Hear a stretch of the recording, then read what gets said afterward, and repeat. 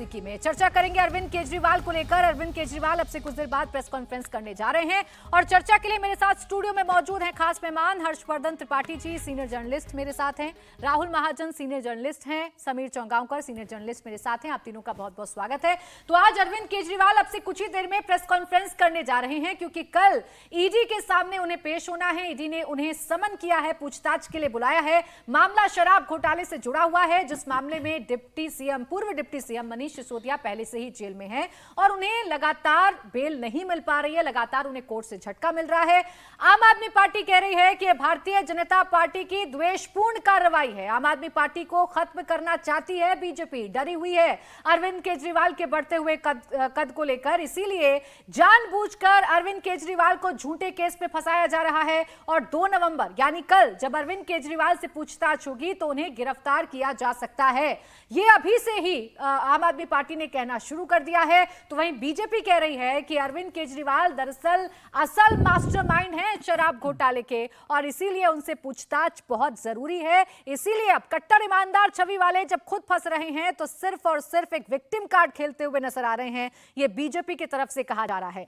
इन सब के बीच अब से थोड़ी देर बाद अरविंद केजरीवाल प्रेस कॉन्फ्रेंस करने जा रहे हैं। आज अरविंद केजरीवाल जब प्रेस के सामने आएंगे तो क्या वही पुराना राग अलापेंगे जो उन्होंने मनीष सिसोदिया के वक्त पर कहा था, जो उन्होंने सत्येंद्र जैन के वक्त पर कहा था, या कुछ नया पलटवार आज वो भारतीय जनता पार्टी पर करने वाले हैं? इस पर सभी की निगाहें बनी रहेंगी क्योंकि कल अरविंद केजरीवाल को पेश होना है ईडी के सामने। थोड़ी देर में सीएम केजरीवाल की प्रेस कॉन्फ्रेंस होगी, सीधा आपको लिए चलेंगे और इस प्रेस कॉन्फ्रेंस में अरविंद केजरीवाल क्या कहेंगे इस पर सभी की निगाहें टिकी हुई हैं। हर्षवर्धन जी, चूंकि थोड़ी देर में आने वाली है पीसी, क्या लग रहा है आपको, कुछ नया बोलेंगे अरविंद केजरीवाल या वही बात की डरी हुई है बीजेपी इसीलिए उन्हें टारगेट किया जा रहा है? मुझे लगता है कि बहुत कुछ अब नया बोलने के लिए अरविंद जी के पास है नहीं। और अगर आप ध्यान से देखें तो जब से ये पूरी जांच चल रही है तो सबसे पहले यही कि पूरी तरह से खारिज किया गया, इसमें तो कुछ है नहीं।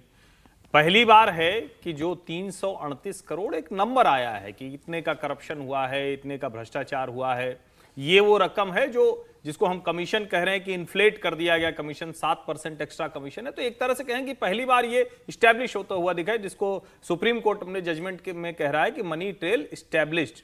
अब सवाल ये है कि इसके बाद क्या कोई रास्ता बचता है, क्योंकि अगर मनीष सिसोदिया पर कार्रवाई नहीं होगी उस समय के अधिकारियों, आपको बीच में रोक रही हूं क्योंकि पीसी शुरू हो गई है मुख्यमंत्री के लिए। लगभग 5000 सफाई कर्मचारियों को पक्का किया जाएगा। वो सफाई कर्मचारी जो कच्चे थे उनको पक्का किया जाएगा। जनवरी में हमारी सरकार बनी थी नगर निगम में, तब से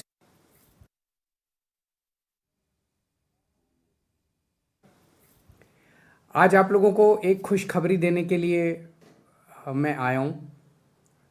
कल नगर निगम की सदन की मीटिंग हुई थी और उसमें प्रस्ताव पारित करके ये मंजूरी दे दी गई है कि नगर निगम के लगभग 5000 सफाई कर्मचारियों को पक्का किया जाएगा। वो सफाई कर्मचारी जो कच्चे थे उनको पक्का किया जाएगा। जनवरी में हमारी सरकार बनी थी नगर निगम में, तब से लेके आज तक लगभग 6494 सफाई कर्मचारियों को हम लोग पक्का कर चुके हैं।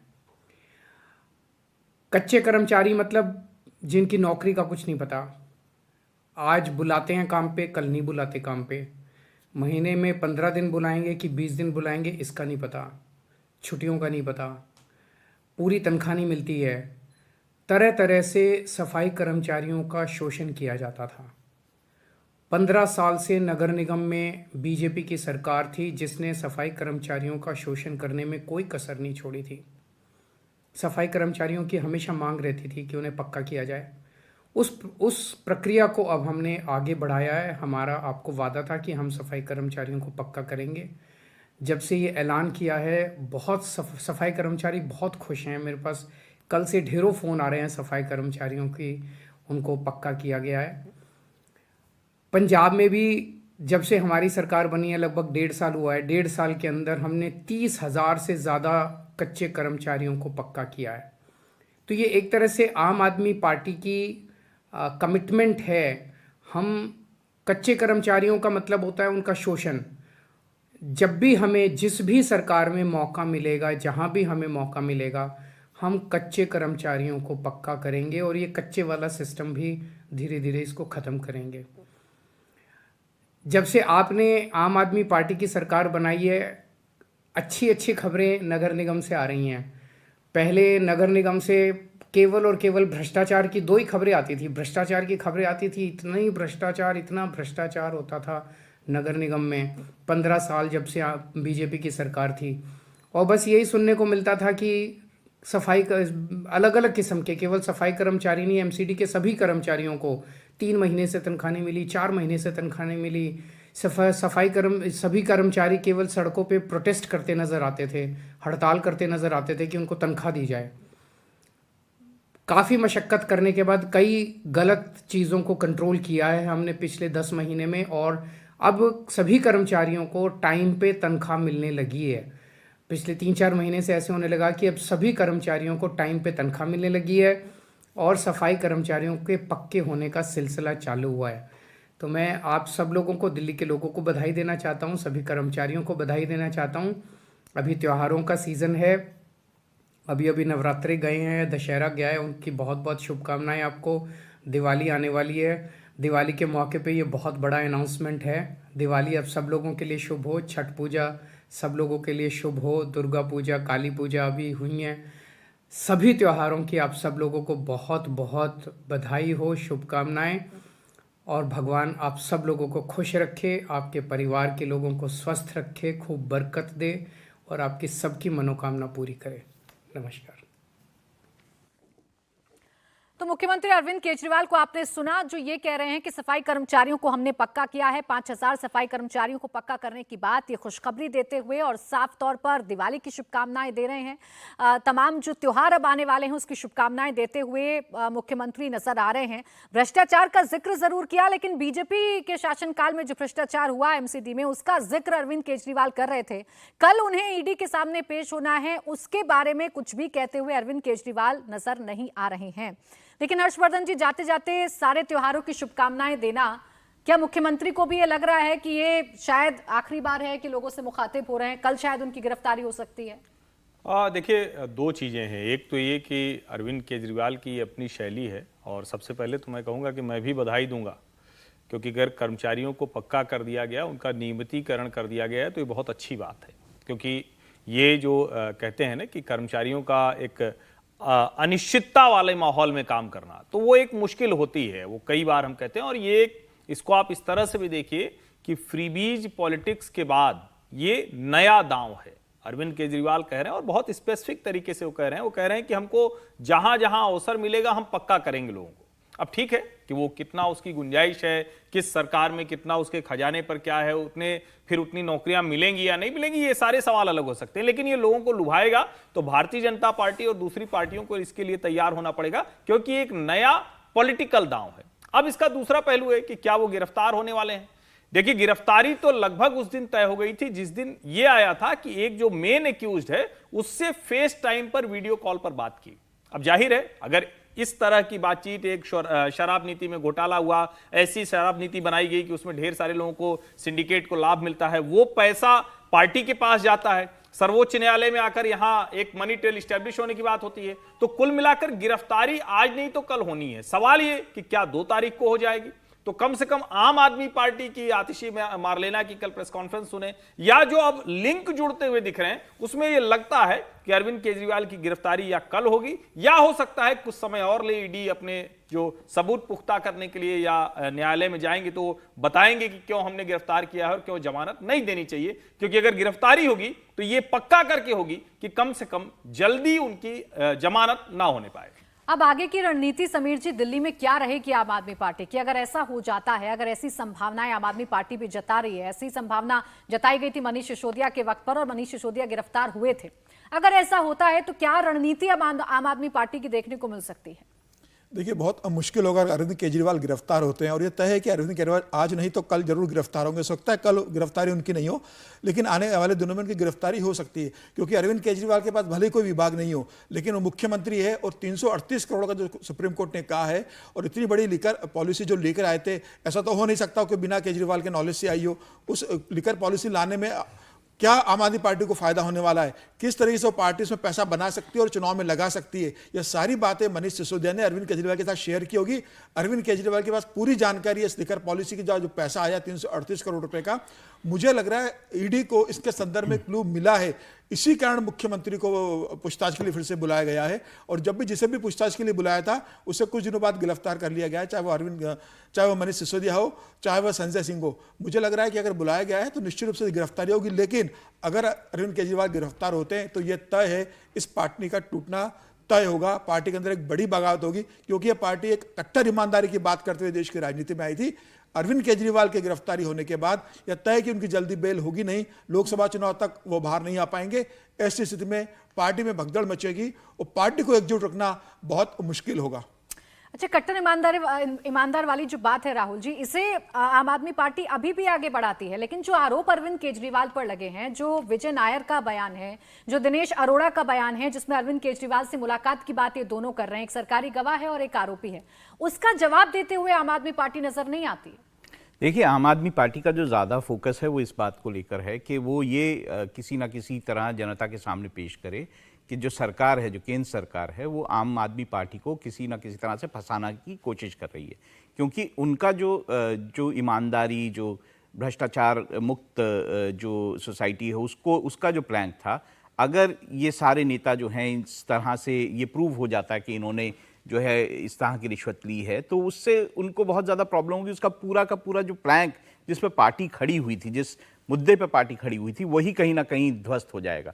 तो ऐसे में कोशिश जो हमारे को दिखती है, चाहे जितनी भी प्रेस कॉन्फ्रेंसेज आप इससे पहले भी आम आदमी पार्टी के बयान भी देख लीजिए, उसमें यही कोशिश दिखाई देती है कि वो ये प्रूव करे, ये जनता के सामने लाए कि जो केंद्र सरकार है वो उसे टारगेट कर रही है, वो विपक्ष को टारगेट कर कर किसी ना किसी तरह से अपने रास्ते से हटाने की कोशिश कर रही है। लेकिन क्या ये प्रूफ करना इतना आसान हो पाएगा? देखिए, जहां तक मैंने कल भी आप ही की डिबेट में कहा था कि देखिए, दो चीजें होती है, एक है प्रोसीड ऑफ क्राइम, एक है पैसा लिया और दिया गया ये, और दूसरा पोजेशन ऑफ मनी। तो पोजेशन ऑफ मनी जो है उसको प्रूव करना पड़ेगा, और दूसरा ये भी होगा कि अगर आपको आगे उसका जैसे कि ईडी की बात है, अगर उसमें हम जाएंगे तो उसमें ये प्रूव करना पड़ेगा उसका इस्तेमाल कैसे हुआ। तो इसमें टेक्निकलिटीज़ जब ये मुकदमा आगे बढ़ेगा, जब ये केस आगे बढ़ेगा, तो इसमें ये टेक्निकलिटीज़ आएंगी कि किसने किसको पैसा दिया, क्या अरविंद केजरीवाल के पास पैसा आया, क्या मनीष सिसोदिया ने पैसा लिया, किसने पैसा लिया और वो उस पैसे का इस्तेमाल किस तरह से किया गया। अगर मनी लॉन्ड्रिंग की बात आएगी तो उसमें ये दोनों फैक्टर आएंगे। तो ये देखना होगा कि मुकदमा आगे कैसे बढ़ता है, किस तरह से ये प्रूव होता है कि पैसा किसने और किसको दिया। मुकदमा तो आगे जब बढ़ेगा तब बढ़ेगा, अभी कल पूछताछ के बाद तमाम जो पिक्चर है वो क्लियर हो जाएगी। लेकिन हर्षवर्धन जी, विपक्ष का एक धड़ा अभी से प्रोजेक्ट करने की कोशिश कर रहा है कि ये सिर्फ अरविंद केजरीवाल तक रुकने वाली चीज नहीं है, अभी तो राघव चड्ढा का नाम आ सकता है। विपक्ष के जो तमाम बड़े नेता हैं, झारखंड में आप सोरेन को परेशान कर रहे हैं, कपिल सिब्बल ये कहते हुए नजर आ रहे हैं। तो क्या ये सिलसिला आगे बढ़ेगा या अरविंद केजरीवाल फुल स्टॉप होंगे? नहीं, मुझे लगता है कि प्रधानमंत्री नरेंद्र मोदी की यूएसपी जो है वो एक ही है, निजी जीवन में उनके कोई दाग नहीं है, भ्रष्टाचार के मामले में वो कार्रवाई करने से पीछे नहीं हटते हैं। ये जरूर आरोप लगता है, और वो आरोप कई बार ठीक भी लगता है कि जो भारतीय जनता पार्टी में चला जाता है वो बच जाता है। तो ये वाला आरोप तो लगता है, और इससे बाहर निकलने के लिए इस सरकार को सचमुच कुछ करने की जरूरत है। लेकिन जो दूसरा पहलू है कि आप अगर ये सोचकर कि हम कहेंगे कि नहीं नहीं नरेंद्र मोदी की सरकार है, अमित शाह फोन कर देते हैं एजेंसियों को और वो कहते हैं जरा उसको उठा लाओ, जरा सुबह जाओ उसको उठा लाओ, तो ये देश की जनता को ये बात अब समझ में नहीं आती। क्यों समझ में नहीं आती?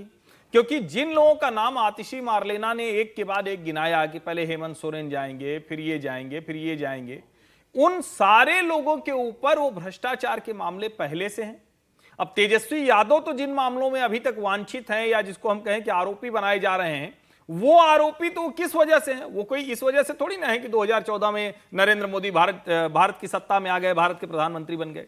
या स्टालिन पर अगर कोई बात होगी, उनके मंत्री वी सेंथिल बालाजी के ऊपर अगर आरोप हैं और वो हटा दिए जाते हैं, लेकिन फिर भी उनको मंत्री बनाकर रखा जाता है, वो जेल जाते हैं फिर भी मंत्री बनाकर रखा जाता है, तो लोगों के मन में तो आएगा ना भाई कि आखिर ऐसा क्या हो गया कि किसी सरकार में कोई मंत्री, चाहे वो सत्येंद्र जैन, मनीष सिसोदिया हो या फिर सेंथिल बालाजी हो, उनको मुख्यमंत्री क्यों बचाए रखना चाहते?